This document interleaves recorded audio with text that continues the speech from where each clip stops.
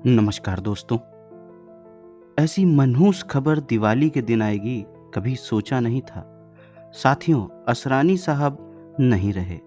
हम सबके चहेते असरानी जी का कल देहांत हो गया। ये साल बहुत बुरा बीता है फिल्म इंडस्ट्री के लिए। असरानी जी भी आज चले गए। लंबी बीमारी के बाद उनका कल देहांत हो गया। असरानी साहब के भतीजे ने उनकी मृत्यु की जानकारी दी है। बताया जा रहा है कि कल शाम 4 बजे असरानी जी का देहांत हुआ था, जबकि कल 3 बजे उन्होंने दिवाली की शुभकामनाएं अपने इंस्टाग्राम अकाउंट पर दी थी। पुरानी फिल्मों और उन फिल्मों में असरानी जी का होना बहुत सुखद अनुभव होता था। क्या अभिनेता थे दोस्तों, शानदार अदाकार आज चले गए। कॉलेज के दिनों में असरानी जी आकाशवाणी पर वॉइस ओवर आर्टिस्ट थे। यहीं से उनकी रुचि अभिनय और थिएटर में जगी थी। 60 के दशक की शुरुआत में अपने शहर जयपुर के एक थिएटर ग्रुप के साथ जुड़कर असरानी ने एक्टिंग का कहकहरा सीखना शुरू किया था। उसके बाद साल 1963 में असरानी फिल्मों में अपनी किस्मत आजमाने मुंबई आ गए और दिग्गज डायरेक्टर ऋषिकेश मुखर्जी से मिले। ऋषिकेश मुखर्जी ने असरानी को सलाह दी कि अगर एक्टिंग ही करना चाहते हो तुम, तो पहले ढंग से एक्टिंग की ट्रेनिंग ले लो। उनकी सलाह पर असरानी ने पुणे के फिल्म एंड टेलीविजन इंस्टीट्यूट में दाखिला ले लिया। साल 1966 में पुणे में अपना एक्टिंग कोर्स पूरा करने के बाद असरानी मुंबई वापस गए और पहली दफा उन्होंने एक गुजराती फिल्म में काम किया और फिर साल 1969 में आई हरे कांच की चूड़ियां नाम की फिल्म से हिंदी फिल्मों में भी उनको शुरुआत मिली। अपने फिल्मी कैरियर में असरानी ने कई बड़े स्टार के साथ काम किया, लेकिन सबसे ज्यादा असरानी नजर आए काका यानी राजेश खन्ना के साथ। राजेश खन्ना के साथ असरानी ने 25 फिल्मों में काम किया। साथ एक्टिंग करने का असरानी और राजेश खन्ना का सफर शुरू हुआ था बावर्ची फिल्म से। इसके बाद नमक हराम फिल्म की शूटिंग के दौरान राजेश खन्ना और असरानी की दोस्ती और गहरी हो गई। साल 1991 में आई फिल्म घर परिवार आखिरी फिल्म थी जिसमें राजेश खन्ना और असरानी साथ नजर आए थे। कहा जाता है राज कपूर साहब और असरानी के संबंध कभी बढ़िया नहीं रहे और इसकी वजह थी राज कपूर के बेटे ऋषि कपूर का पुणे फिल्म इंस्टीट्यूट में दाखिला न होना। दरअसल जब ऋषि कपूर ने पुणे फिल्म इंस्टीट्यूट में दाखिला लेने के लिए आवेदन किया था, तो उस वक्त असरानी जी उस इंस्टीट्यूट के इंस्ट्रक्टर थे। असरानी जी को जब पता चला कि ऋषि कपूर ने मैट्रिक भी पूरा नहीं किया है, तो उन्होंने ऋषि कपूर को दाखिला देने से इनकार कर दिया था। इस वजह से राज कपूर साहब असरानी को पसंद नहीं करते थे। हालांकि सालों बाद राज कपूर साहब ने अपनी एक फिल्म में असरानी को एक रोल ऑफर किया था, लेकिन असरानी ने बदले में इतने ज़्यादा पैसे मांगे थे कि राज कपूर ने अपना इरादा बदल दिया। यूँ तो असरानी ने कॉलेज के दिनों में एक्टिंग में इंटरेस्ट लेना शुरू कर दिया था, लेकिन एक इंटरव्यू में असरानी ने खुद बताया था कि जब वह तीसरी क्लास में थे तो उनके स्कूल में सम्राट चंद्रगुप्त नाम का एक नाटक हुआ था। उस नाटक में उनका जिगरी दोस्त भी हिस्सा ले रहा था। इनके उस दोस्त को काफी प्रशंसाएं और तालियां मिली थीं। ये देखकर नन्हे असरानी को लगा कि काश उनके लिए भी ऐसे ही लोग तालियां बजाते और ऐसे ही उनकी भी तारीफ करते। उस नाटक के साथ स्कूल में जब भी इस तरह का कोई एक्टिविटी होती थी तो असरानी उसमें हिस्सा जरूर लेते थे। यानी कहना चाहिए कि वक्त ने छोटी उम्र में ही असरानी को एक्टिंग जगत का हिस्सा बनाने की तैयारी शुरू कर दी थी। स्कूल के दिनों में ही असरानी को मैथ्स से बड़ी नफरत होती थी। मैथ्स उनके समझ में आती भी नहीं थी। इस वजह से वो मैथ्स को ज़रा भी पसंद नहीं करते थे, लेकिन असरानी के पिता चाहते थे कि उनका बेटा मैथ्स अच्छी तरह से पढ़ ले ताकि आगे चलकर वो कोई तो अच्छी सी नौकरी, वो भी सरकारी, पा सके। नहीं तो कम से कम खानदानी बिजनेस में हिसाब किताब तो कर ही लेगा। असरानी के पिता और भाइयों को जब पता चला कि ये तो एक्टर बनने का ख्वाब देख रहा है, तो वे इन पर बहुत ज़्यादा हंस रहे थे। असरानी ने जब FTII पूना में दाखिले के लिए आवेदन किया था, तो उन्होंने डायरेक्शन और एक्टिंग दोनों कोर्स के लिए अप्लाई किया था और इत्तेफाक से दोनों में ही उनका नंबर आ गया। पर बचपन से ही असरानी को एक्टिंग पसंद थी, तो उन्होंने एक्टिंग में दाखिला लिया। FTII में ही पहली दफ़ा असरानी को पता चला कि कैरेक्टर एक्टिंग नाम का भी कोई चीज़ होती है। इसी वक्त पर असरानी को एहसास हुआ था कि वो फिल्मों में बढ़िया कॉमेडी कर सकते हैं हालांकि कैरियर की शुरुआत में असरानी ने कुछ गुजराती फिल्मों में बतौर हीरो भी काम किया था। FTII में पढ़ाई के दिनों का अपना एक किस्सा शेयर करते हुए एक दफा असरानी ने बताया कि वो ये बात अच्छी तरह से जानते थे कि हीरो बनने की काबिलियत उनके पास नहीं है, इसलिए उन्होंने कभी सोचा भी नहीं था कि वो कभी किसी हीरो की तरह हीरोइन के साथ रोमांस कर पाएंगे। लेकिन FTII में एक एक्टिंग वर्कशॉप में विमल रॉय की फिल्म सुजाता के एक सीन को रिक्रिएट किया गया। उस सीन में हीरो को हीरोइन के साथ रोमांस करना था। इनके टीचर ने उस सीन के लिए इन्हें सिलेक्ट किया। ये काफी नर्वस थे। इन्होंने जैसे जैसे ये सीन कर तो दिया, असरानी ने जैसे तैसे ये सीन कर तो दिया, लेकिन उस दिन इनके बैचमेट्स ने इनका काफी मजाक बनाया था। वो सीन करते हुए असरानी को लग रहा था जैसे वो क्या बेवकूफ़ी कर रहे हैं। असरानी ने कहा था कि वो सीन इनके दिल से ही नहीं हो पा रहा था, इसलिए बहुत ज़्यादा बुरा लगा था। सालों पहले असरानी ने एक इंटरव्यू दिया था जिसमें उन्होंने कहा था कि आज के दौर की जो कॉमेडी है वो काफ़ी वल्गर हो गई है, जबकि पुराने ज़माने में 2 टाइप की कॉमेडी फिल्में होती थी। एक होती थी विमल राय टाइप और दूसरी होती थी मद्रास टाइप।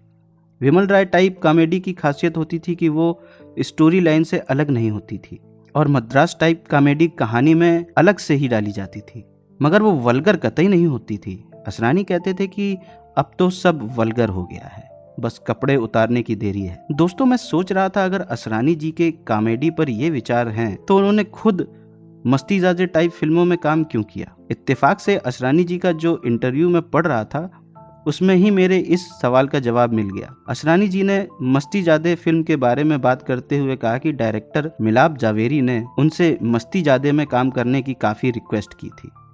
मिलाप की एनर्जी देखकर उन्होंने फिल्म साइन कर ली, मगर जब डायलॉग्स बोलने का समय आया तो वो दंग रह गए, क्योंकि अपने पूरे करियर में उन्होंने ऐसी डबल मीनिंग डायलॉग नहीं बोले थे, लेकिन वो कॉन्ट्रैक्ट साइन कर चुके थे तो उन्हें वो डायलॉग बोलने पड़े। असरानी जी आज इस दुनिया को छोड़कर दोस्तों चले गए हैं। लंबे वक्त से उनकी तबीयत खराब थी। 84 साल की उनकी उम्र हो चुकी थी। कुछ महीने बाद वो 85 के होने वाले थे। 1 जनवरी 1941 को जयपुर में रहने वाले एक सिंधी परिवार में असरानी जी का जन्म हुआ था। असरानी जी कभी ऑल इंडिया रेडियो के जयपुर स्टेशन में काम करते थे। वहीं से उन्होंने एक्टर बनने की प्रेरणा ली थी। असरानी जी की कहानी काफ़ी दिलचस्प है। ये साल 1954-55 के दौरान का एक किस्सा आपको मैं बताता हूँ। जयपुर में ऑल इंडिया रेडियो का स्टेशन तब शुरू हुआ ही था। उन दिनों असरानी साहब स्कूल में थे। बच्चों के एक प्रोग्राम की शुरुआत होनी थी, जिसके लिए दिल्ली से ऑल इंडिया रेडियो की एक टीम जयपुर आई थी। असरानी को भी वहां जाने का मौका मिला। असरानी साहब भी बच्चों के साथ उस प्रोग्राम के लिए ऑडिशन देने पहुंच गए थे, लेकिन दिल्ली की टीम ने असरानी साहब को देखकर ही रिजेक्ट कर दिया था। और दोस्तों, आप जानते हैं क्यों रिजेक्ट किया था? क्योंकि उस वक्त असरानी जी के नाखून बहुत बड़े थे। असरानी साहब को हैरत हुई। उन्हें समझ में नहीं आया कि बिना उनके कुछ बुलवाए, बिना कुछ पढ़वाए ही उन्हें रिजेक्ट कर दिया गया, और वजह बता रहे हैं कि नाखून बड़े थे। असरानी साहब से अगले ही दिन नाखून काटकर आने को कहा गया। घर पहुंचकर ये यही सोचते रहे नाखून बढ़ने की वजह से उन्हें क्यों रिजेक्ट किया गया। खैर, अगले दिन नाखून काटकर, जूतों को पॉलिश करके और स्कूल ड्रेस को बढ़िया से इस्त्री कराकर असरानी साहब फिर से ऑल इंडिया रेडियो स्टेशन पहुंचे। उन्हें देखते ही ऑडिशन लेने वाली टीम खुश हो गई, और तब उन्हें बताया कि स्टूडियो में जो बच्चे आएंगे उन्हें खुद को प्रॉपर तरीके से साफ रखना होता है। फिर वक्त आया असरानी साहब के ऑडिशन का। असरानी से पूछा गया कि तुम क्या क्या करते हो, गाना गाते हो या डांस करते हो या एक्टिंग ही करते हो। असरानी ने जवाब दिया कि मैं तो सब कर लेता हूँ। तब इनसे गाना सुनाने को कहा गया। उस जमाने में नागिन, जो कि 1954 फिल्म के गीत बड़े लोकप्रिय हो रहे थे, खासतौर पर वो गीत जिसके बोल थे मंडोले मेरा तंडोले। असरानी साहब ने जब ये गाना गाया तो इनसे कहा गया कि ये गाना गाना तुम रहने ही दो, गाने में तो तुम्हारी आवाज नहीं जमेगी। तब असरानी साहब ने एक पैसेज पढ़कर सुनाया, और इनके पढ़ने का अंदाज उन्हें यूनिक लगा। इन्हें सिलेक्ट कर लिया गया। बच्चों का एक नाटक शुरू हुआ जिसमें असरानी साहब को एक बड़ा ही अनोखा किरदार दिया गया। उस किरदार का नाम था चोंच, एक ऐसा बच्चा जो हर मामले में अपनी चोंच घुसाता है। असरानी साहब आवाज पतली करके अपने डायलॉग बोला करते थे। वो किरदार बहुत ही लोकप्रिय हुआ, इतना लोकप्रिय कि आकाशवाणी जयपुर ने उस नाटक को लाइव आयोजित किया गया और चोंच का किरदार इसमें विशेष तौर पर रखा गया। यानी वास्तव में वहां से असरानी साहब का अभिनय सफर शुरू हुआ था। असरानी साहब को उस वक्त आकाशवाणी जयपुर की तरफ से कुछ पैसे भी मिला करते थे। शुरुआती अमाउंट था 5 रुपए, जो ठीक ठाक था उस वक्त। असरानी साहब बताते हैं कि उस दौर में उनकी स्कूल फीस 1 रुपये महीना थी। ऐसे में ये 4 रुपये बचा लिया करते थे। असरानी साहब कहते हैं कि उस रेडियो स्टेशन ने उन्हें अपने पैरों पे खड़ा होना सिखाया। वक्त गुजरा और असरानी बच्चों के नाटक के बाद बड़े नाटकों में भी अपनी आवाज़ देने लगे। समय के साथ असरानी साहब का मेहनताना भी बढ़ा और अपने मेहनताने से उन्होंने जो सेविंग की थी उससे ही उन्होंने film and television institute of India में दाखिला लिया था। दोस्तों, ऐसा कहा जाता है कि कोशिश करने वालों की कभी हार नहीं होती और कोशिश करते रहना चाहिए, हार नहीं माननी चाहिए, क्योंकि लहरों से उठकर नौकाएं कभी पार नहीं होती। ये कहावत असरानी जी पर भी एकदम फिट बैठती है। असरानी किसी पहचान के मोहताज नहीं थे, लेकिन शुरुआत में असरानी जी ने बहुत ज़्यादा रिजेक्शन फेस किए थे। बड़े संघर्ष के दौर से गुजरना पड़ा था असरानी जी को। लोगों की तरह तरह की बातें सुननी पड़ी और आखिरकार एक दिन असरानी की मेहनत रंग लाई। लोगों ने उन्हें गंभीरता से लेना शुरू किया। एक्टिंग कोर्स करने के 4 साल बाद तक असरानी जी को संघर्ष से ही गुजरना पड़ा था। ये इतना वक्त है जो किसी भी इंसान को तोड़ सकता है। फिल्में तो मिल रही थीं, लेकिन पहचान नहीं मिल पा रही थी। मगर जब ऋषिकेश मुखर्जी की फिल्म गुड्डी रिलीज हुई तो असरानी के दिन बदलने शुरू हो गए। हालांकि गुड्डी भी उन्हें यूं ही आसानी से नहीं मिल गई थी। असरानी कई दिनों तक ऋषिकेश मुखर्जी के घर काम मांगने जाया करते थे। एक वक्त तो ऐसा भी आया जब ऋषिकेश मुखर्जी असरानी से बहुत ज़्यादा इरिटेट हो गए थे। ऋषिदा ने असरानी पर अपने कुत्ते छोड़ दिए। उन्होंने 3 कुत्ते पाल रखे थे। उस दिन असरानी बड़े हताश हुए। वो दुखी मन से FTII वापस लौट गए। जी हाँ, असरानी तब भी FTII में ही स्टूडेंट थे। असरानी की किस्मत बदली उस दिन जब ऋषिकेश मुखर्जी और गुलजार FTII पहुंचे। उन्होंने आते ही असरानी को ही आवाज लगाई। ऋषिदा की जुबान से खुद का नाम सुनकर असरानी को लगा कि अब तो मुझे रोल मिलने ही वाला है। लेकिन ऋषिकेश मुखर्जी ने इनसे पूछा कि जया भादुड़ी कौन है, जानते हो? जया भादुड़ी का नाम सुनकर असरानी झल्ला गए। वो मन ही मन बोले, हट साला, जया भादुड़ी कौन है? मेरी माँ है। असरानी चाहते थे कि वो ये सब बातें ऋषिदा के मुंह पर कहें, लेकिन वो जानते थे कि वो कभी भी ऐसा नहीं कर सकते थे।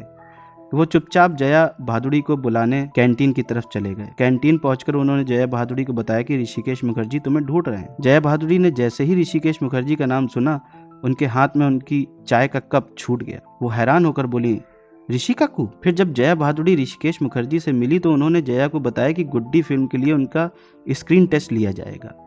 असरानी भी वहां मौजूद थे। उन्होंने ऋषिदा के असिस्टेंट से पूछा कि क्या उन्हें भी कोई रोल मिल सकता है, लेकिन उसने कुछ भी बताने से इनकार कर दिया। तब गुलजार जो वहीं खड़े थे, वो असरानी को एक तरफ ले गए और बोले, एक छोटा सा रोल है, एक लड़के का जो मुंबई एक्टर बनने आया है, लेकिन किसी को बताना मत, मैंने तुम्हें बताया है। ऋषिदा को तो पता ही नहीं चलना चाहिए। फिर जब ऋषिकेश मुखर्जी और गुलजार वापस लौटे थे तो असरानी ऋषिदा के पास गए और बोले, ऋषिदा 4 साल हो गए हैं। ऋषिदा बोले, हाँ मालूम है। असरानी कुछ और बोलते उससे पहले ही ऋषिदा ने उनसे पूछा, जया भादुड़ी डांस कर सकती है? असरानी ने जवाब दिया, हाँ कर सकती है, मैं भी कर सकता हूँ, मुझे एक मौका तो दीजिए। ऋषिदा ने असरानी से कहा कि अगर तुम्हारी जरूरत होगी तो तुम्हें चिट्ठी लिखकर सूचना दे दी जाएगी। आखिरकार कुछ दिनों बाद असरानी को ऋषिकेश मुखर्जी की एक चिट्ठी मिली और उन्हें गुड्डी फिल्म में एक्टर बनने मुंबई आए लड़के कुंदन का रोल निभाने के लिए सिलेक्ट किया गया था। गुड्डी जब रिलीज हुई तो दर्शकों ने उस फिल्म को बहुत पसंद किया। जया भादुड़ी स्टार बन गई। असरानी का काम भी बहुत सराहा गया और उन्होंने 8 फिल्में साइन कर ली और फिर असरानी साहब के कैरियर की भी गाड़ी चल निकली। एक और किस्से को बताते हुए असरानी जी ने कहा कि उस शाम को वो कभी भूल नहीं सके। वो शाम जब रमेश सिप्पी ने उन्हें फोन किया था, उस शाम को फोन पर रमेश सिप्पी ने उनसे कहा था कि वो उन्हें एक रोल में लेना चाहते हैं। रमेश सिप्पी ने असरानी जी से मिलने आने को कहा। ना तो रमेश सिप्पी ने असरानी जी को ये बताया कि रोल क्या है और ना ही असरानी जी को तब ये पता था कि रमेश सिप्पी शोले नाम की कोई फिल्म बना रहे हैं। रमेश सिप्पी के बुलाने पर अगले दिन असरानी उनसे मिलने उनके ऑफिस पहुंच गए। वहां उनकी मुलाकात सलीम जावेद से हुई और तब पहली बार उन्होंने शोले की स्क्रिप्ट देखी। थोड़ी देर बाद रमेश सिप्पी ने असरानी जी को बताया कि जिस रोल के लिए उन्हें बुलाया गया है वो एक जेलर है, एक बेवकूफ़ जेलर। वो अपने आप को दिखाता तो ऐसे है जैसे वो कितना चालाक है, मगर वो है नहीं। इसलिए वो खुद को एक खतरनाक जेलर के तौर पे दिखाने की कोशिश करता है। इतना एक्सप्लेन करने के बाद रमेश सिप्पी ने असरानी जी से पूछा, आप इस रोल को कैसे निभाएंगे? असरानी जी ने कहा, जेलर की कॉस्ट्यूम पहनकर। लेकिन रमेश सिप्पी के दिमाग में कुछ और ही चल रहा था। उन्होंने एक किताब निकाली। वो किताब दूसरे विश्व युद्ध पर लिखी गई एक किताब थी और इसमें हिटलर की कुछ तस्वीरें मौजूद थी। रमेश सिप्पी ने असरानी जी को हिटलर की तस्वीर दिखाई। असरानी जी बड़े ही हैरान हुए। उन्होंने रमेश सिप्पी से पूछा कि क्या ये हिटलर का रोल है? रमेश सिप्पी ने कहा कि ये रोल हिटलर का तो नहीं है, लेकिन ये जो जेलर है ये हिटलर की तरह बोलने और दिखने की कोशिश करता है। इसलिए कॉस्ट्यूम भूल जाइए, सिर्फ हिटलर को याद रखिए। याद रखिए कि कैसे हिटलर ने एक पूरी जनरेशन को अपने मोह पाश में ऐसे बांध लिया था कि लोग उसके लिए जान देने को तैयार रहते थे। इस जेलर वाले किरदार को इतना ही प्रभावशाली बनाना है आपको। अपने प्रभावशाली भाषाओं से हिटलर ने एक पूरी नस्ल को एक धर्म के लोगों के खिलाफ भड़काया। इसके बाद रमेश सिप्पी ने असरानी जी को जेलर के किरदार के डायलॉग सुनाए और फिर असरानी साहब से पूछा कि हिटलर की वॉइस आप कैसे निकालोगे। असरानी जी को याद आया कि उन्होंने हिटलर की आवाज़ सुन रखी है, क्योंकि दुनिया के हर एक्टिंग स्कूल में स्टूडेंट को हिटलर की आवाज़ सुनाई जाती थी। असरानी जी FTII के छात्र रह चुके थे, तो उन्होंने FTII में हिटलर का रिकॉर्डिंग बहुत सारी सुन रखी थी। असरानी जी ने फौरन जेलर के डायलॉग और हिटलर की आवाज़ को अपने दिमाग में मर्ज करना शुरू कर दिया था। रमेश सिप्पी ने असरानी को जेलर की कॉस्ट्यूम पहनाई, उन्हें विग लगवाई, मूछें लगवाई और चलकर दिखाने को कहा। तब असरानी जी ने रमेश सिप्पी को चलकर दिखाया और जेलर के डायलॉग हिटलर स्टाइल में बोलकर दिखाए, वैसे ही जैसे हमने और आपने शोले में उन्हें बोलते देखा है।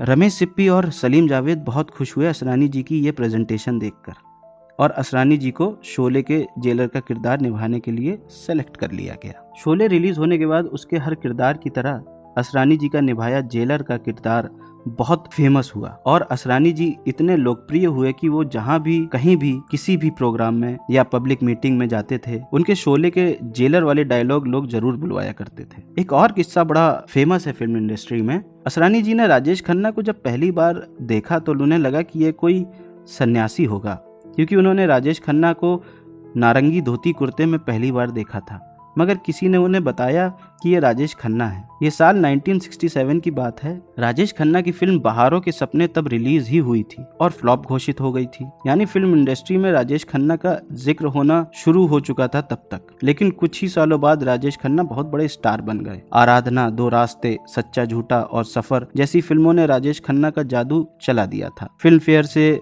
बात करते हुए एक बार असरानी जी ने राजेश खन्ना जी के स्टारडम के बारे में एक दिलचस्प बात बताई थी। तब मुंबई के मेट्रो सिनेमा में 2 हफ्ते फिल्म का प्रीमियर हुआ था। तब असरानी जी भी उस प्रीमियर में शामिल हुए थे। यूनाइटेड प्रोड्यूसर काउंसिल के सभी प्रोड्यूसर राज घोसला, जे ओम प्रकाश, FC मेहरा, मोहन सहगल, नासिर हुसैन, शक्ति सामंत, प्रमोद चक्रवर्ती व हेमंत कुमार मेट्रो सिनेमा पर राजेश खन्ना का इंतजार कर रहे थे। यूनाइटेड प्रोड्यूसर काउंसिल ने ही वो टैलेंट हंट कंपटीशन आयोजित किया था जिसमें राजेश खन्ना विजेता चुने गए थे। मेट्रो सिनेमा के बाहर बेतहाशा भीड़ मौजूद थी और भीतर भी बहुत सारे लोग जमा थे। पैर रखने तक की जगह नहीं थी वहां। असरानी जी के शब्दों में, जब राजेश खन्ना की गाड़ी आई तो लोग जैसे दीवाने हो गए, जैसे कोई भगवान आया हो। भीड़ बेकाबू हो गई। राजेश खन्ना को रिसीव करने के लिए बड़े वो सभी 8 प्रोड्यूसर भीड़ द्वारा धकिया दिए गए, साइड कर दिए गए।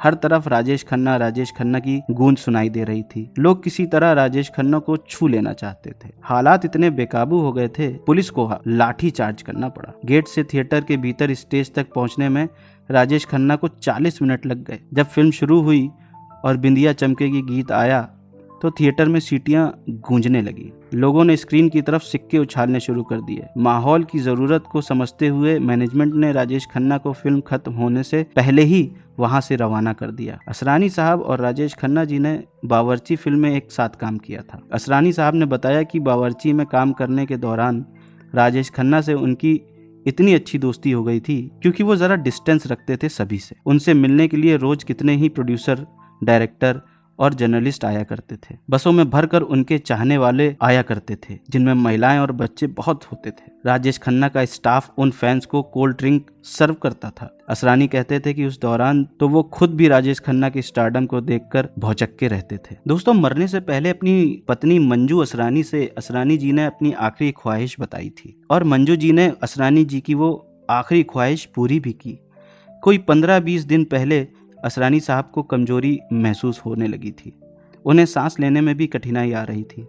पहले तो घर पर ही उनका इलाज किया गया, मगर जब कोई फायदा नहीं हुआ तो असरानी जी को आरोग्य निधि अस्पताल में भर्ती कराया गया। वहां जांच हुई तो पता चला असरानी जी के लंग्स में पानी भर गया है। उन्हें ठीक करने की कोशिश डॉक्टर ने भी की, लेकिन वो बचा नहीं पाए। कल दिवाली के दिन, जैसा मैंने बताया, कि दोपहर 3 साढ़े 3 बजे असरानी जी की मृत्यु हो गई। पर असरानी जी को शायद आभास हो गया था कि उनका समय आ गया है, इसलिए उन्होंने अपनी पत्नी मंजू असरानी से अपनी आखिरी ख्वाहिश बताई थी। एक रिपोर्ट के मुताबिक असरानी जी ने मंजू से कहा था कि उनके जाने के बाद कोई शोर शराबा या दिखावा नहीं करना है, सब कुछ शांति के साथ समाप्त करना है, किसी को कुछ नहीं बताना है। ये बात असरानी जी के मैनेजर बाबू भाई ने बताई है। यानी असरानी जी नहीं चाहते थे कि उनकी मौत के बाद भी वैसा ही तमाशा हो जैसा कि आमतौर पर अधिकतर फिल्म स्टार की मृत्यु के बाद मीडिया में होता है। यही वजह थी कि असरानी जी का अंतिम संस्कार भी बहुत जल्दी कर दिया गया। दिवाली की रात लगभग 8 बजे असरानी जी पंचतत्व में विलीन कर दिए गए। असरानी जी की पत्नी मंजू असरानी के बारे में बात करें तो असरानी जी से शादी करने से पहले उनका नाम मंजू बंसल हुआ करता था।